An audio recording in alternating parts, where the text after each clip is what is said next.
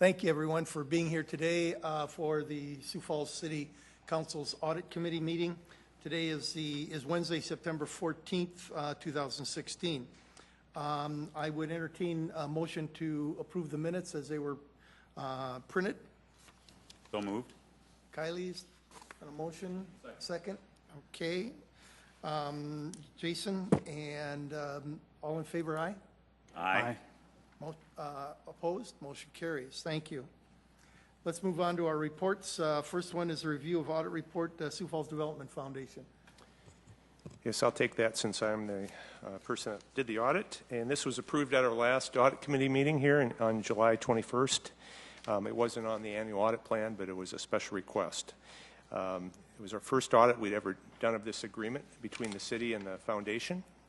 And it was pretty simple. The objectives were simply to determine if they were in compliance with Section 1 of the agreement, which is the services and tasks that they're supposed to provide for the city. And number 2, determine what they did with the special projects fund money that's described in Section 1 of that agreement. First of all, I'd like to thank Slater Barr from the foundation for his cooperation. He's here today, and Brent O'Neill and Darren Ketchum from the Economic Development Division of the city, and they were very helpful and cooperative as well. The results, as far as we're concerned, the services to be provided are being provided. Just to make it simple, a number of things they're supposed to do. Provide an annual report, coordinate and communicate with the Economic Development Division. There's very, very close communication and coordination with the city and the foundation. And as part of our methodology, we also looked at the financial audit that had just been completed by Ide Bailey of the foundation, looking at just at the, if there's anything that would be of concern, if there's any reason that we would think that the financial records were not in good order. There was nothing there that would cause us to doubt that they were not. So we're able to have some confidence when we were looking at those expenditures that they were indeed what was being spent on that special projects fund. So the way the agreement works is for the last 4 or 5 years, the city has been giving the foundation $175,000 a year, and that's for the services and tasks that are delineated in Section 1. And then there's $100,000 that is discretionary as far as the city is concerned. That is for a special projects fund. It had been given each year, I think, since 2012, except for the year 2015. The city had decided not to give that $100,000 because there was no identifiable project at the time for that money. And if you look on page 4 of the report, you can see what was done with the special projects fund since in 2012 through 2015. And as part of the agreement, the city requires that the foundation also put money into that special projects fund. Either it can be at their own funds, it can be an in-kind contribution, maybe it could be money from the Governor's Office of Economic Development. And the idea is that in aggregate, it should be a dollar-for-dollar match, not on every specific project, but just that's the general thrust of the agreement on that issue. And we found that they were doing that matching requirement.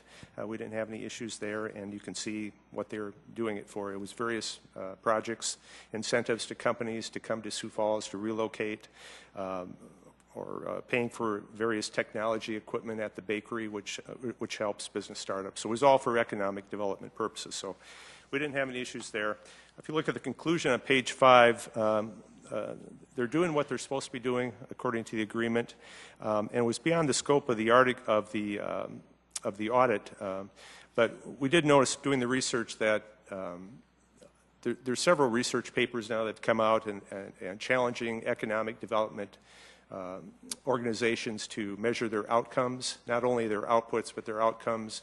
One example is a question that might be asked and answered would be, how much do the created jobs pay, and is that a livable wage in your city? The foundation and economic development team are aware of those studies, and I think they're working on that to develop some outcome measures. Sometimes it's beyond the control of either the foundation or the city, but it's something that's probably a good thing to work towards measuring. And not just outputs, not just the things that you did, but what was your outcome? Did we increase the standard of living for the citizens? Those type of questions. So it's beyond the scope of the request. So I didn't make it a audit recommendation.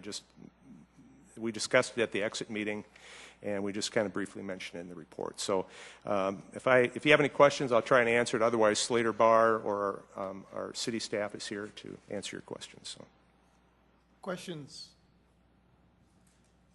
No one? Well, I have one. Slater? I know that, well, go ahead and tell us who you are and what you do, please. I'm Slater Barr. I'm president of the Sioux Falls Development Foundation. Slater, I know that over the years we've talked and you've initiated some measures, if you will, on some of the projects that you're bringing into Sioux Falls, that kind of thing, or you've looked at it from the standpoint of you bought some new software or something that said, is this one worth going after, is it not? Mm-hmm. What will be the outcome and things? Is that going now? Is that being used? And if so, would that give us the outcomes that Rich is talking about here? I don't know that it gives you one of the outcomes, I would say. What you're talking about is more of a cost-benefit analysis.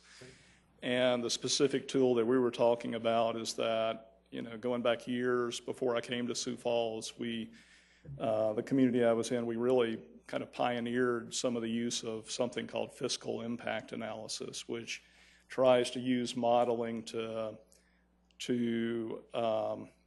estimate the impact upon a city's budget or a county's budget or a school system's budget or so forth from the result of a project and the incentives that are provided and how many people are coming in and all those things.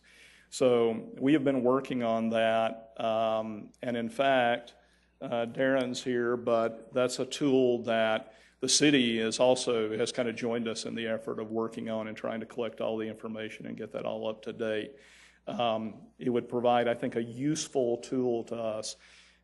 I think what Mr. Oaksel was referring to is beyond that, and what is being talked about a lot in economic development circles is how do you get to measure broader outcomes in a community, and it's just a very complex subject. So, in fact, I just brought this as reference, but to kind of show you the importance of it to the profession, this is a report, Making It Count, Metrics for High-Performing EDOs or Economic Development Organizations, that my trade organization initiated this research paper from because of all the economic development organizations in the country going, how do we measure this stuff when creating this direct linkage between our activities and the economy and a community can be so nebulous and weaving and take so many different paths. And so there's a lot of good information in here. This came out, I believe, in 2015. So we haven't implemented, these recommendations yet, but that's something we want to work towards. Okay, so in other words, you're working towards it. Yeah. Yeah. Okay. Did you want to add anything, you guys?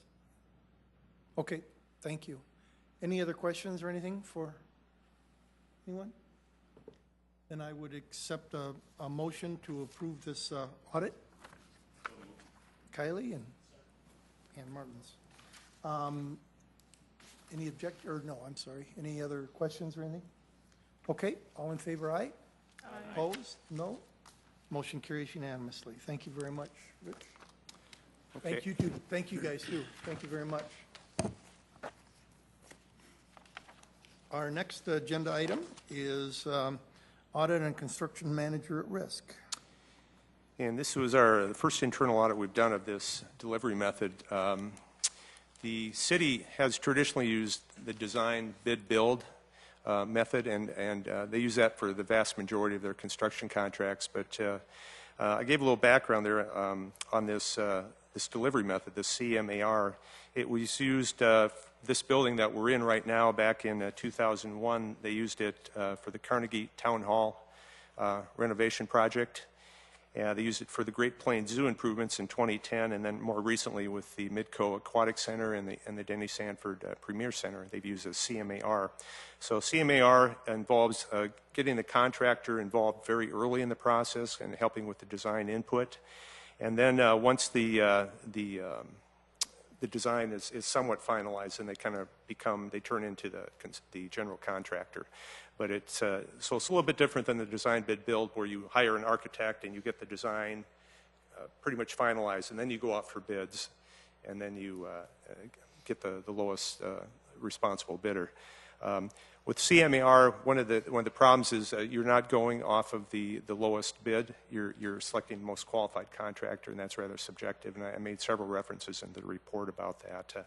As far as methodology, I had numerous meetings with the city management team. Kendra was the chief project manager, and Shannon Verhey, and Dean Borchardt, and also Scott Rust from the purchasing office.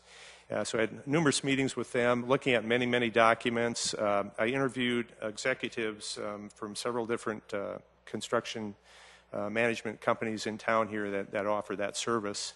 Had some really good meetings with these executives. Did a lot of research on the pluses and minuses of the various delivery methods, and then of course looked at lots of the documents, the contracts, the pay applications, and so on and so forth. The audit objectives are on page bottom of page 4 there. There were 4 objectives that we looked at. We want to make sure that the city has processes and controls in place to help ensure that the change orders are properly approved, that the guaranteed maximum price is not exceeded, that the specified quality materials and construction is being received, and lastly, that a competitive and fair process is used to select the most qualified contractor in accordance with leading practices. And part of our methodology on number 4 was we talked to at least one selection team member for each of these 3 projects: the Midco Aquatic Center, Event Center, and then the proposed City Administrative Services building. So I know I interviewed Mr. Kiley there because he was on one of those teams. Let's go to the results on page 5 there, the change orders.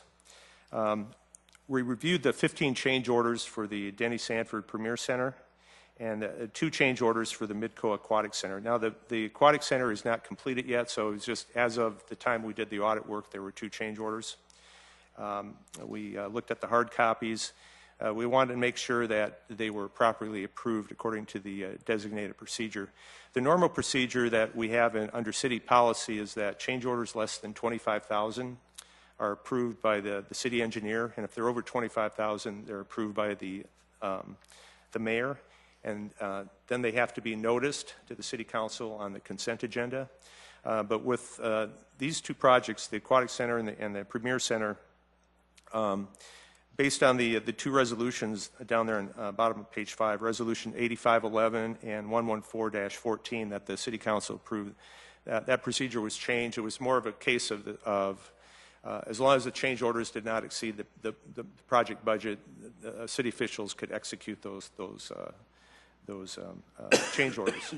So we looked at the procedure, and the normal procedure for these 2 projects was to have 3 people approve the change orders, sign them and approve them, a designated city official, a representative from the construction manager at risk, and then a representative from the architectural firm. In all cases, the change orders were properly approved and executed, and so we didn't have any issues there. Next one is that guaranteed maximum price is not exceeded.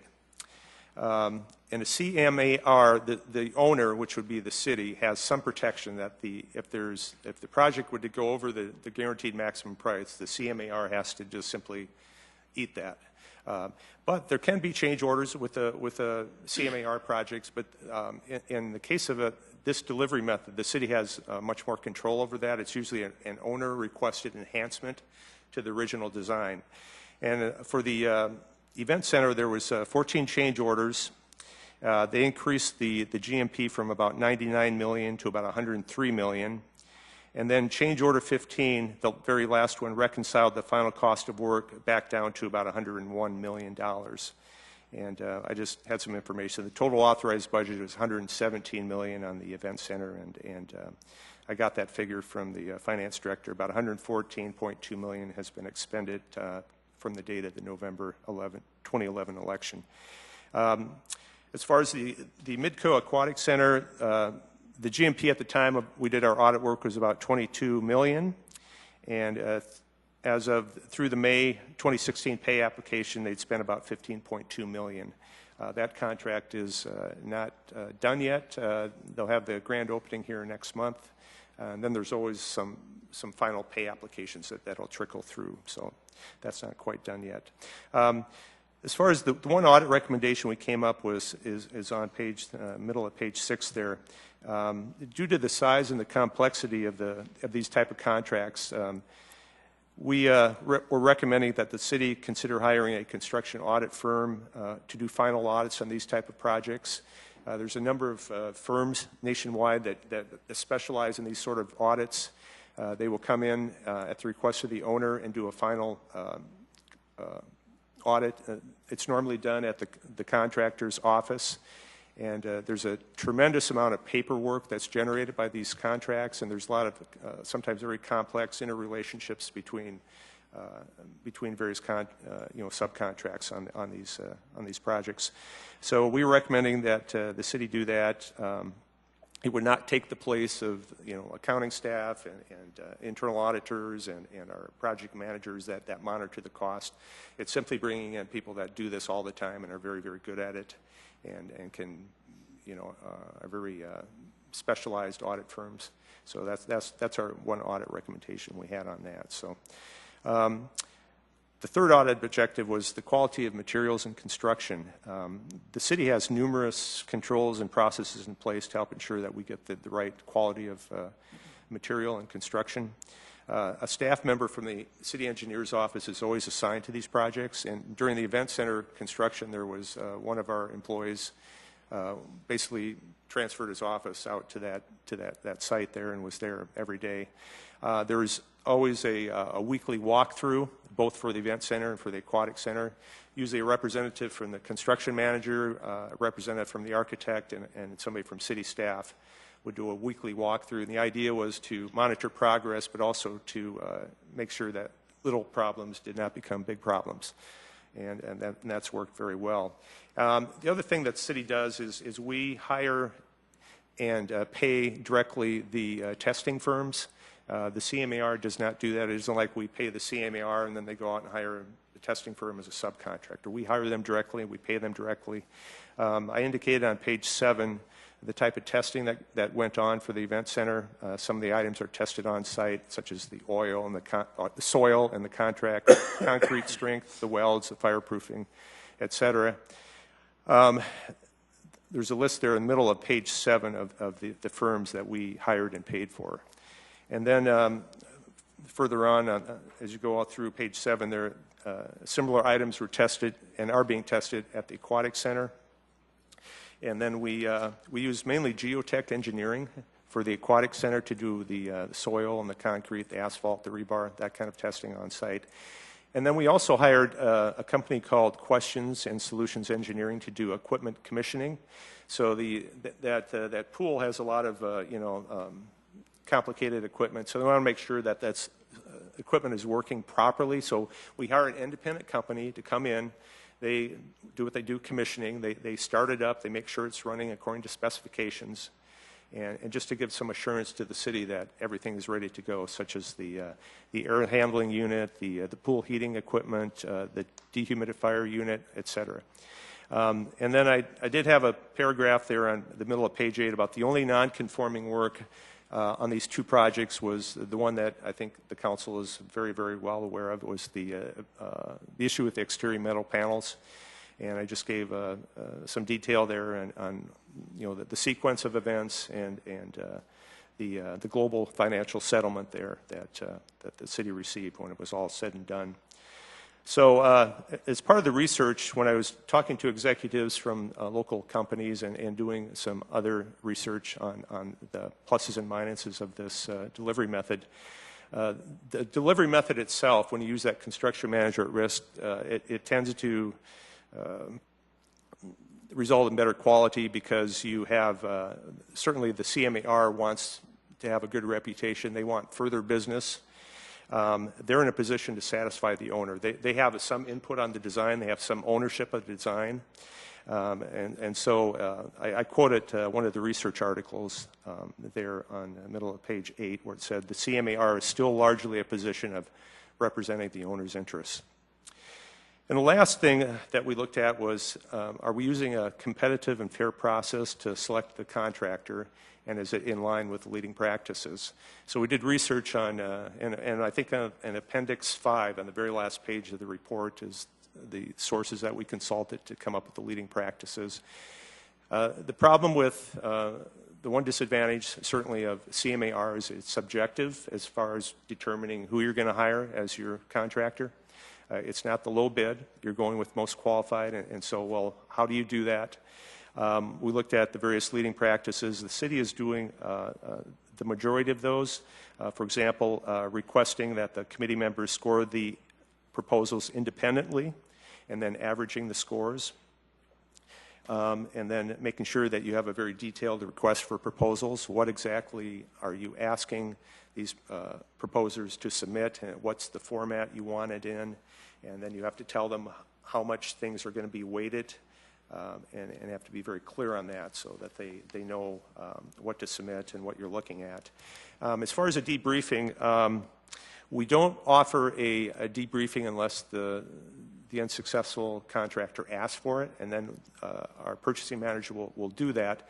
We do not show them the scoring results, but we do share, our purchasing department will share the comments from the reviewers, and I talked to Scott Rust about that, and there are proposers that will call him, and he'll spend expended time talking to them, but they don't share the other person's RFPs because sometimes that is confidential documents or it's proprietary information. They don't show the scoring results, but they go over the comments. You know, what the selection team members liked about their proposal, what maybe they didn't like so much, and the idea is to help them get a little better the next time that they propose. And so the city's doing that. The one thing that we were not doing is having people fill out a conflict of interest form at that time.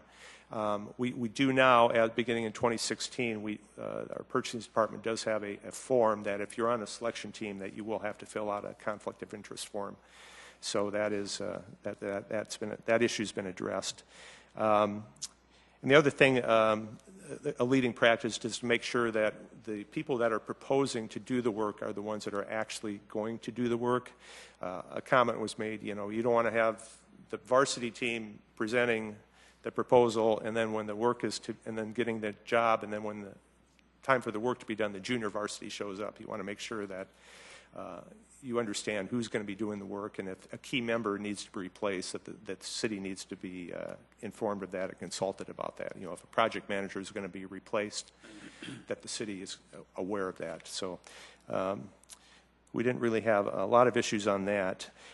One thing that came to our attention when we were doing this audit was there was a suggestion that the CMAR delivery method, the way it's done, is subjective, and there could be a perception that the work is only going to go to a handful of firms, that only a handful of firms would have a realistic shot at winning the award. So we took that very seriously to see if this method that we're using would be discouraging competition. So I looked at all of the formal construction contracts we did in 2015, and I put that, I think, on Appendix 4, I believe. It says 1. Oh, is it in 1? See Appendix 1 of report. Well, Appendix 1 was who the proposers were on the 3 projects, who the selection team members were, and then what companies were offering proposals. And then I think later in one of the appendixes, I put in just all the 2015 contracts that the city did, you know, and the number of bidders we had, and average that. We had about an average in 2015 of 4 bidders, a range I think from 0 to 11. Just kind of depends on what the project is. And then I did another sample of from 2008 to 2014, just some selected projects, and I came up with an average of about 5. So you would say, you know, typically we're going to have 4 to 5 contractors on a given construction contract. A lot depends on the nature of the work. and that sort of thing. We looked at the Denny Sanford Premier Center. There were 5 proposers. For the Midco Aquatic Center, there were also 5 firms, and then for the proposed city services building, there were 3 firms. So that seemed to be in line with that 4 to 5 range that that average that we found by looking at construction contracts that the city enters into. So I guess I didn't see any evidence based on that we're discouraging competition. It's certainly a very serious concern, though, that if construction firms believe that they don't have a realistic shot, then maybe they're not going to submit a proposal. But I guess I didn't see the evidence here. Maybe it's a little, kind of a small sample. We just had these 3 projects to look at. But anyway, we did that kind of work, and I guess the major concern expressed to me was that this delivery method could open the door to favoritism, or just the perception of favoritism, since it is subjective. So we'll address that shortly here. Bottom of page 9, I had that recommendation that I previously mentioned about considering hiring a specialty construction audit firm. And you can see the response from Mark Cotter, Director of Public Works, there on the top of page 10. And on page 10, under the conclusion, city management and staff have been very satisfied with the results of construction projects that use this delivery method. They're satisfied that they're getting greater quality at a reasonable price. They also emphasize that there's a lot of transparency using this method. For example, the subcontractor bids. If you're doing a design bid build, you have a contract with the general contractor. The city does not have any contractual relationship with the subcontractors. They don't know what subcontractor bids were submitted to the general. The contract isn't between the city and the sub, so they never know what the subcontractor bids are. With the CMAR, the city always had a representative who saw the subcontractor bids, and usually, almost always, the lowest bid was accepted by the general contractor. The city didn't have any right to stop, or they were simply notified of what the bids were, and if the low bid was not awarded, then they could have that discussion with the construction manager about why that happened. But in almost all cases, the low bid was selected. So there's more transparency there, and then you also know what the fee is for your CMAR, and I put that information in the appendix of the report. I think on the event center, I think the fee was 2.25%, I believe, and I think for the aquatic center was 3.5%. So you're seeing what the fee is that the CMAR is charging. With a design bid build, you simply have a price. You don't know what their profit is. That's none of our business as a city. We're hiring them to do a project, and so we don't have that transparency.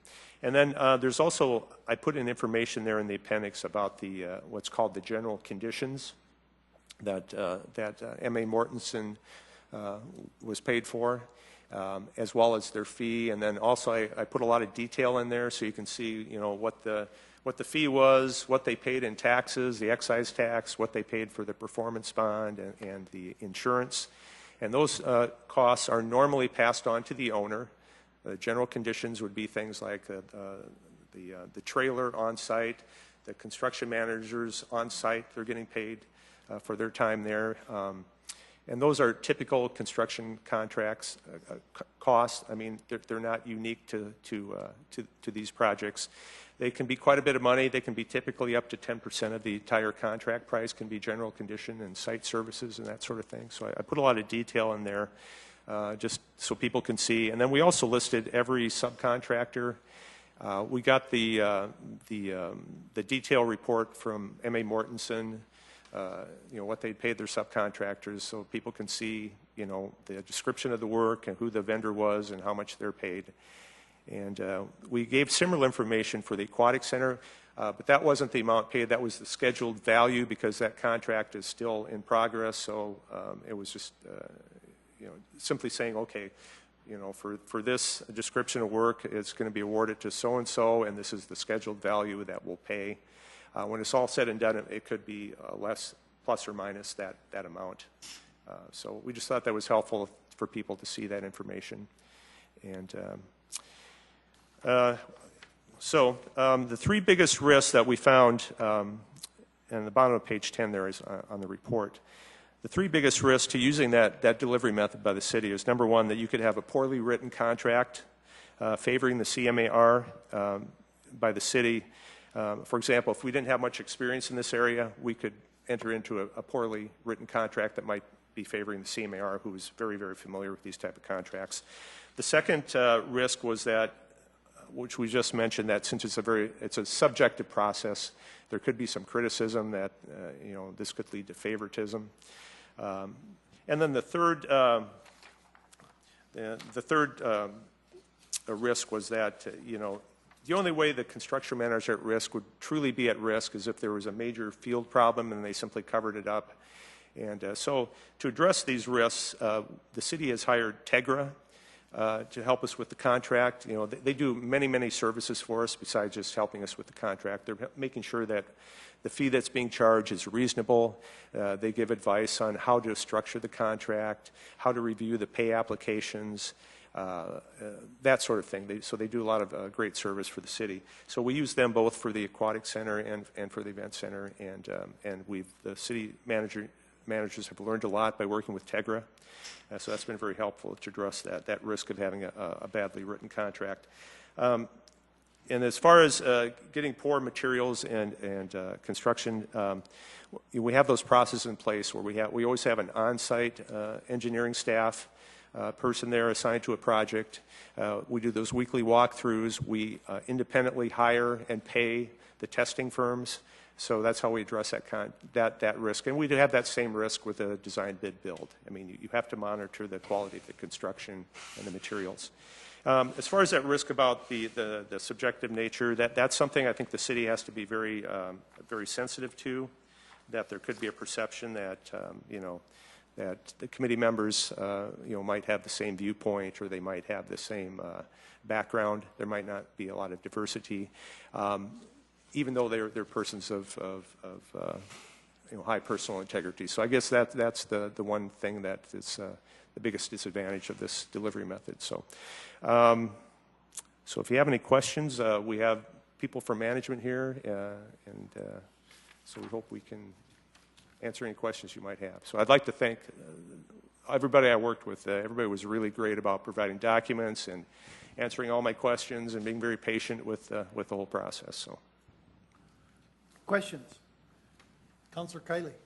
Really, right offhand, I don't have questions, but just a few comments that I'd like to make, because I know that this has been highly scrutinized over recent years, the whole process,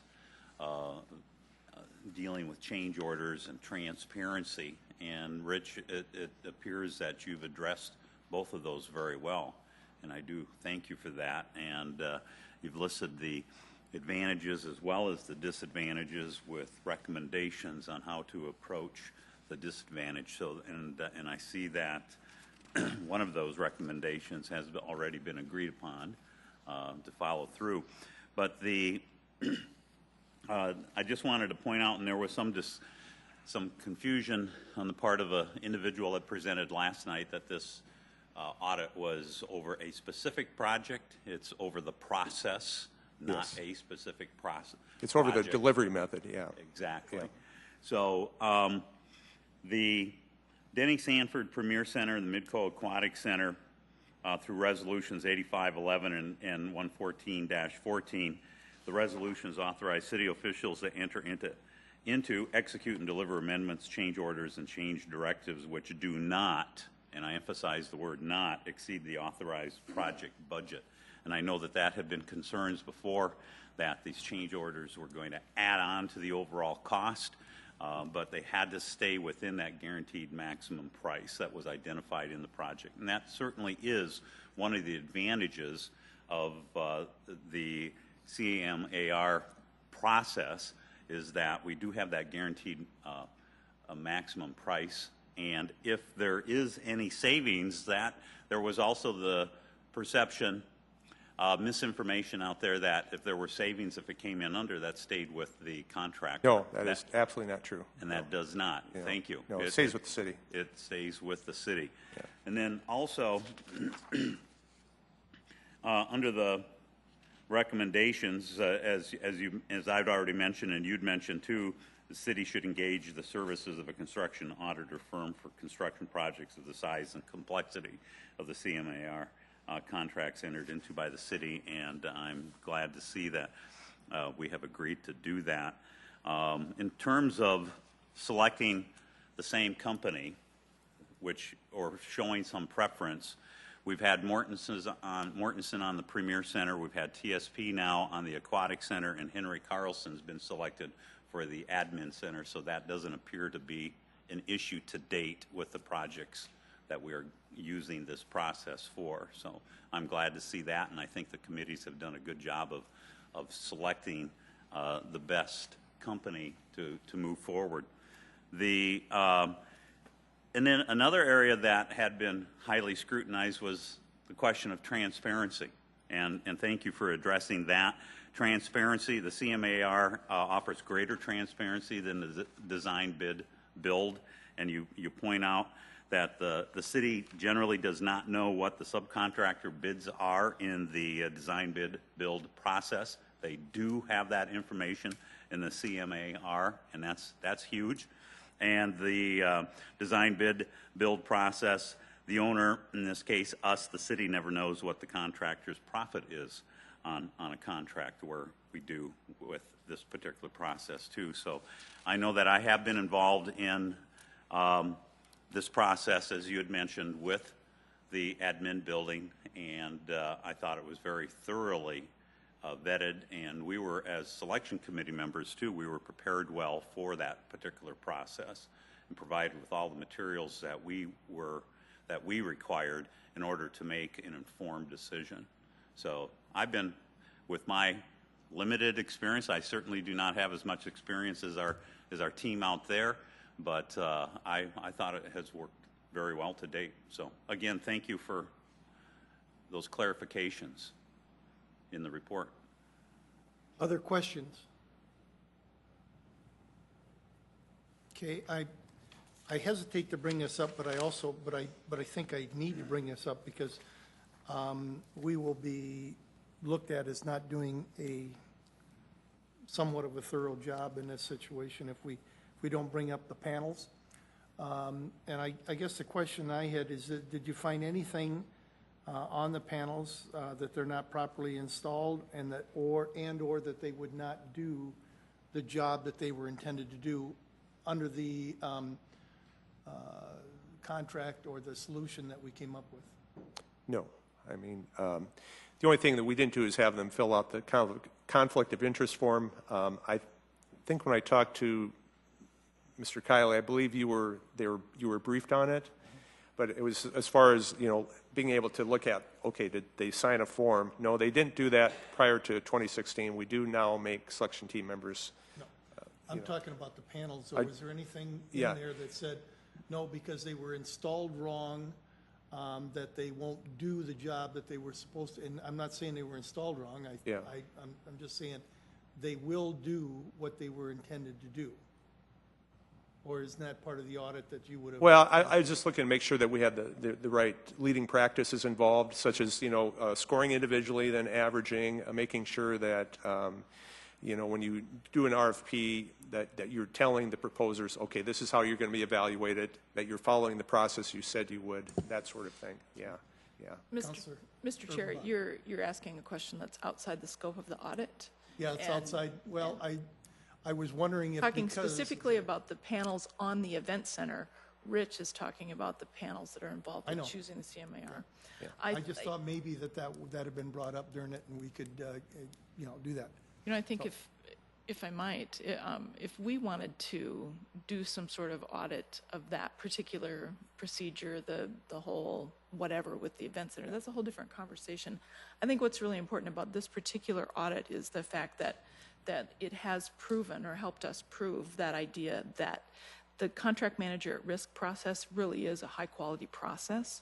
It really is that thing that provides us with a better end result in the projects that we do. I mean, I always kind of understood that or felt that or knew that was the way it was, but because we choose a construction manager based on how well they can do the work, and then we keep track of them the way that we do by hiring Tegra, as Mr. Oaksall said.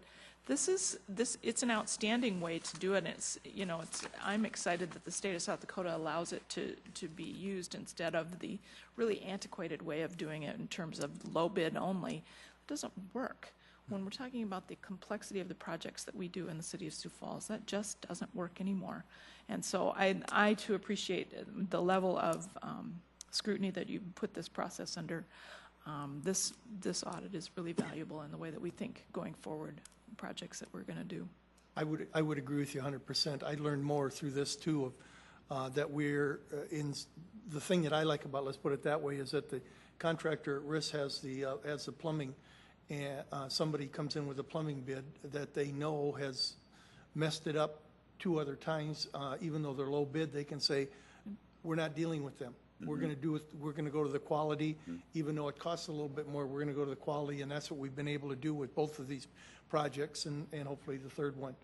And so I think that's a good thing. And then I thank you for putting in some of the checks that went in afterwards, of having us do the testing on it, the cement, the rebars, the geotech type thing, so that they're completely out of it. They can't hire their friends for that, so to speak. We're hiring that from the city, and if there, hopefully there wouldn't be, but it'd falsify any information there. So the checks and balances are very, very good on this, and I think it's a good way to do business at this point, until somebody comes up with something new, right? Yes, Councilor. And one other comment to build upon what Councilor Urbanbach has stated too. With the subcontractors, that is still there.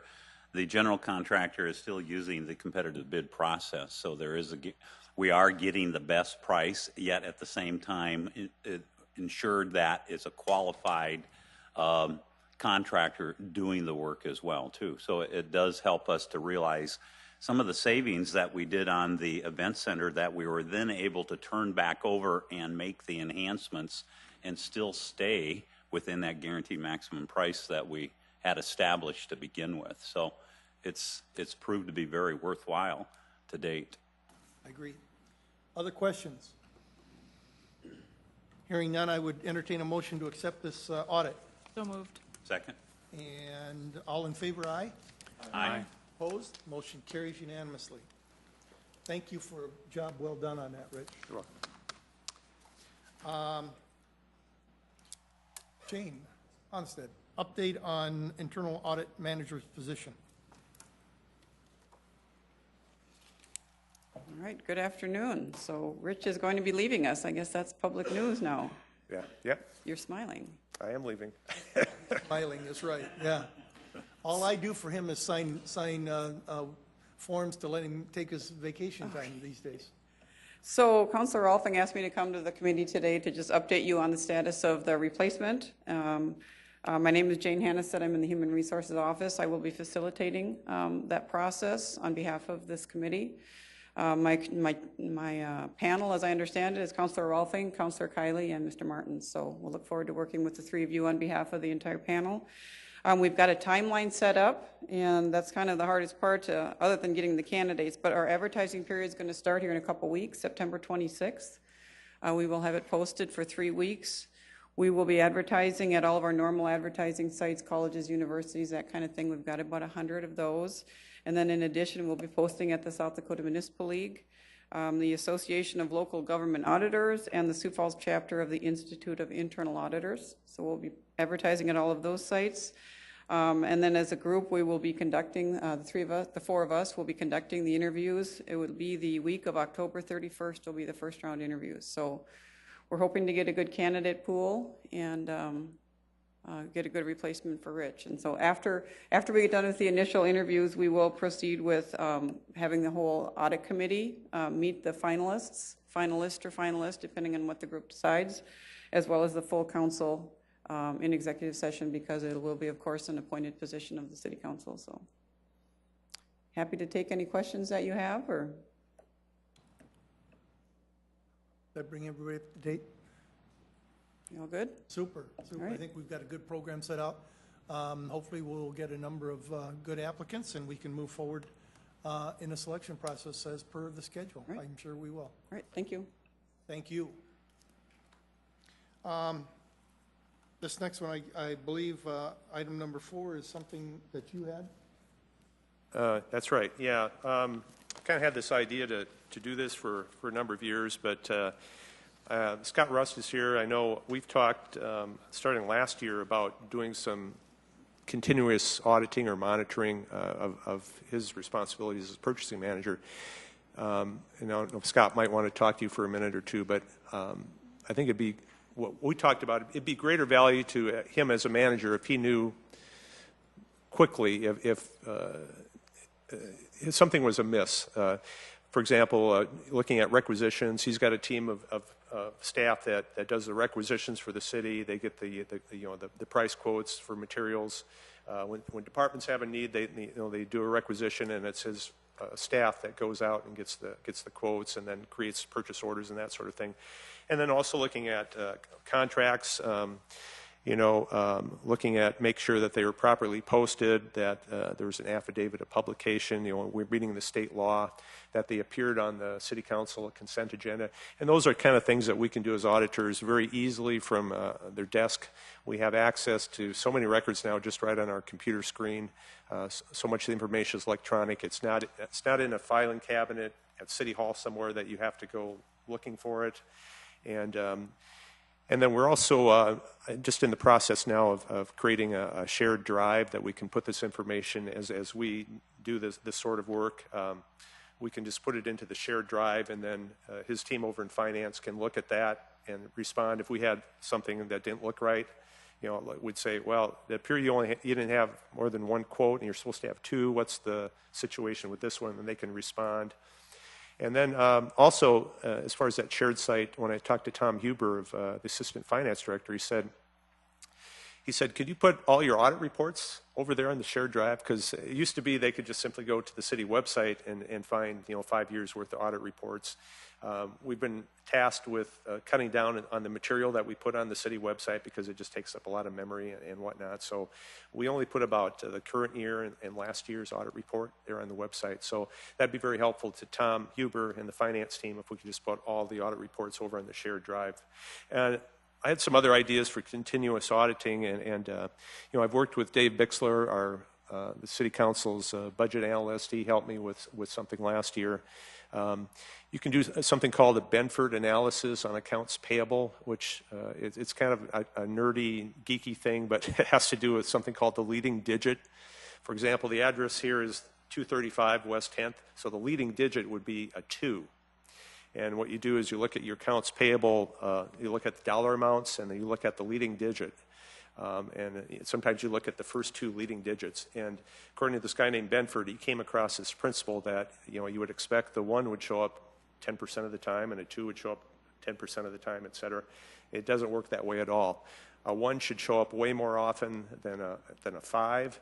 Or a 9 is the least likely to happen. So you're looking at your distribution. You have to look at a lot of 500 or 1,000 or 2,000 transactions, and you kind of look at that. You look at like a bar graph, and you see if that's matching the expected what you expect to see. And if it doesn't, then it gives you some ideas of, as an auditor, need to look at this. I'm getting a spike on the number 4. Why are we getting too many leading digits with 4?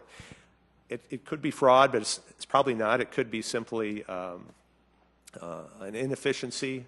It could be something worthy of looking at. So it gives you a tool as an auditor to quickly look at a distribution and say, no, that doesn't look right. And you're looking at 100% of all the accounts payable.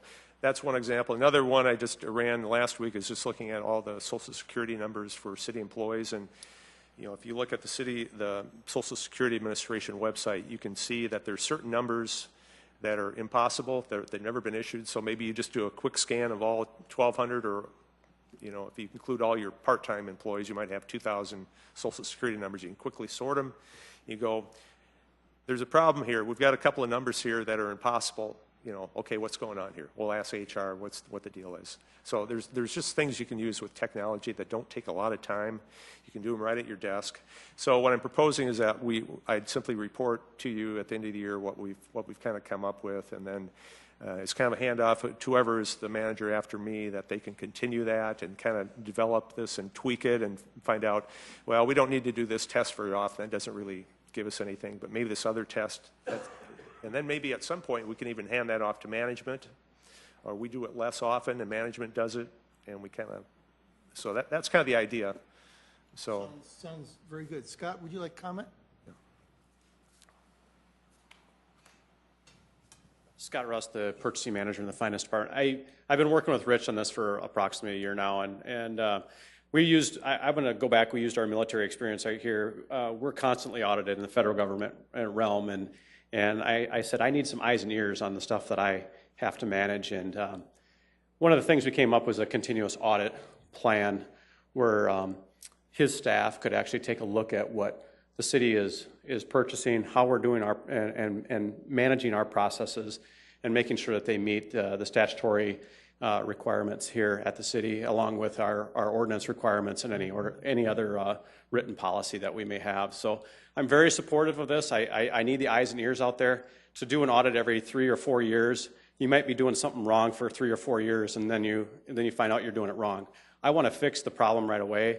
So with a continuous audit program, what we can do is we can track the issues that come up, we can correct them right away, and I can use it as a metric to report back the quality of the work that my staff is doing. So I find a lot of value in this program, and I think we got to work on it a little bit, but I think we can really take it somewhere and improve the quality of the work that my staff is doing, and help educate some of the audit staff too on some of the new technology that we have available to us with our new financial management software, because you can literally do it from your desk.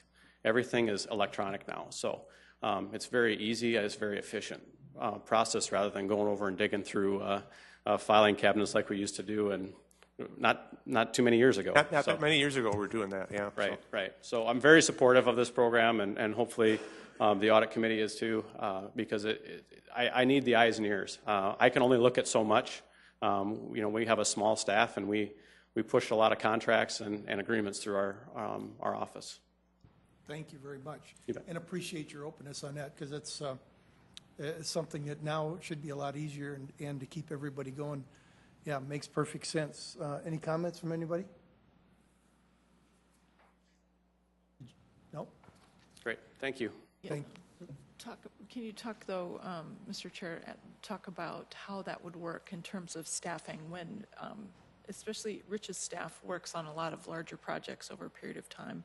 Can you talk a day-to-day basis, Rich, how that continues? Well, we'd probably do it like when we're kind of a downtime, if we're waiting for a response, or if we're, those slower times. The idea isn't, a lot of these take a lot of time, and some of these you could probably do in an hour or half an hour, and some might take a little bit longer.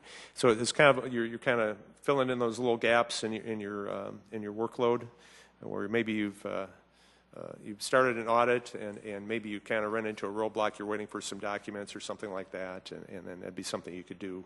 It might take you half a day or a couple hours to do that, and yeah, that's what I envision as you go along. But obviously, it'll take some time to develop. And Go ahead. And then there's no cost, right? It's just staff time. Yeah, it's just staff time, and tools. we don't have to even leave your office, because most of the documents are right there on the screen. We just get on a shared drive, and we can see, or get on the Munis system. Everything's electronic now, like we were just saying.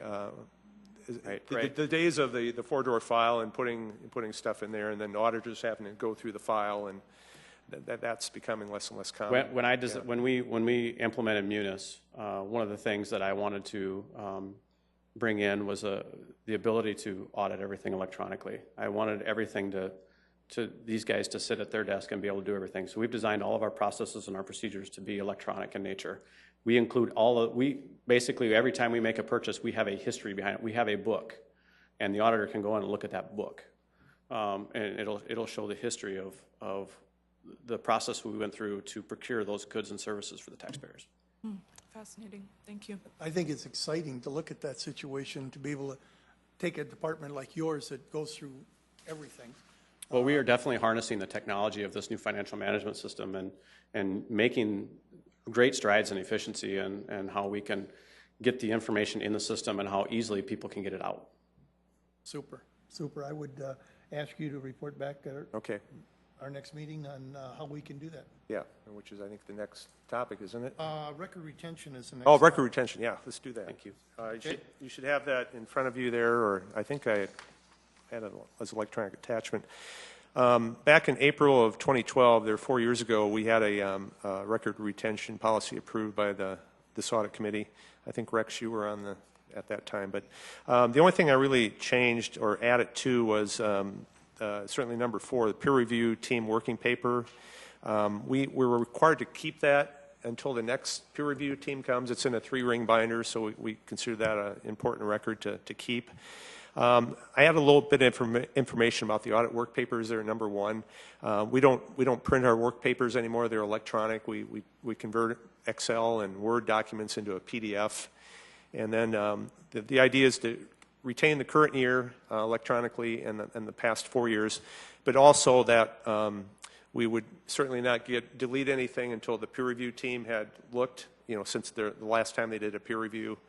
So that was kind of the driving force. I did talk to Denise Tucker in our city clerk's office. She's our record retention person for the city, and she wanted me to add a statement in there.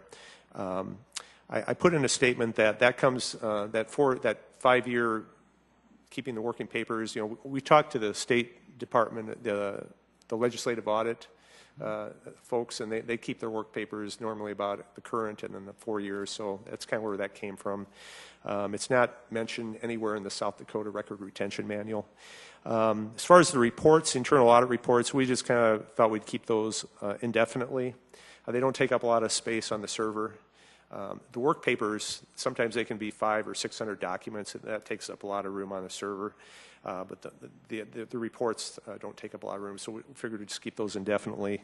The fraud, waste, and abuse hotline reports, we'll keep those, propose to keep those about 5 years. We don't get a lot of those reports, then they just come in 2 or 3 times a year. The ones at the bottom, those agendas and minutes, the city clerk's office is responsible for retaining the agendas and the minutes of committee meetings, and then certainly the audit reports that we get from Eide Bailey and our external auditors. Those are covered under the South Dakota Record Retention Manual. So mainly the thing that I added was just that peer review, and then the fact that we're basically electronic now, we're not paper records. So I'm just asking for your blessing on that, and then we'll proceed Questions? from there. So. No questions? Do you need a motion, Mr. I Chair? would imagine we would need Yeah, a we motion did for it this last to- time, so I think we should Yeah. probably do it this time. And Would you like to make the motion, I would Counselor? move to approve, yes. And second by Martins. All in favor, aye? Aye. Opposed? Motion carries. Thank you very much. It's amazing what we can store on that. yeah. We got a big bill. We got to buy bigger machines to store all that stuff instead of buildings to store it instead. So I guess that's a plus. Yeah. Meeting schedule. Yeah, I put out the poll back in August or whenever I did. The results I got, I put out 2 dates in December. I put out the 15th and the 21st, and I had 4 people say the 15th was good and 4 people say the 21st was good, so it seemed like either one was real good. I might suggest perhaps January 5th. It's because it's past the holidays. That's a Thursday. Maybe if everybody could look at their calendar and see if that would work. It would be my last committee meeting. We usually have Eide Bailey there and give us the update on the external audit coming up. The problem I see with that is that we will need to get together in executive session before that Yeah, you'll have to have a special meeting, yeah. so that we all can meet candidate or candidates for the position. So as long as Yeah. everybody knows that that would be There'll kind of a shortly called meeting. Yeah. And we'd urge you all to kind of make special effort to make it to that one. But January 5th is Tuesday. It's a or Thursday, yeah. It's just an idea I had since, So we're going to enter that as a tentative date. yeah, unless somebody, No, looks good. okay, so that'll be a tentative date. I'll send something out electronically tomorrow and just so you make sure you get it on your calendar. And as our chair said, there will be a special meeting for whoever is the audit Right. manager candidate. That'll be executive session. That'll So, be executive session, yeah. yes. Okay, open discussion.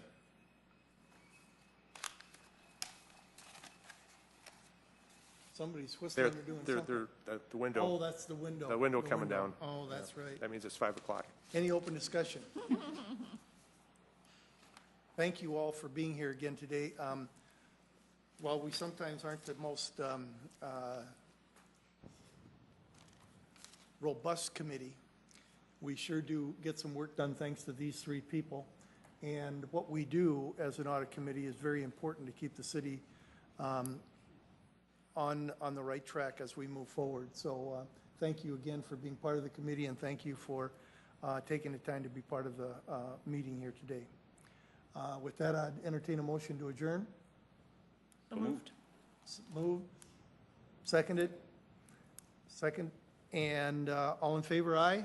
Opposed? Motion carries. Thank you all again.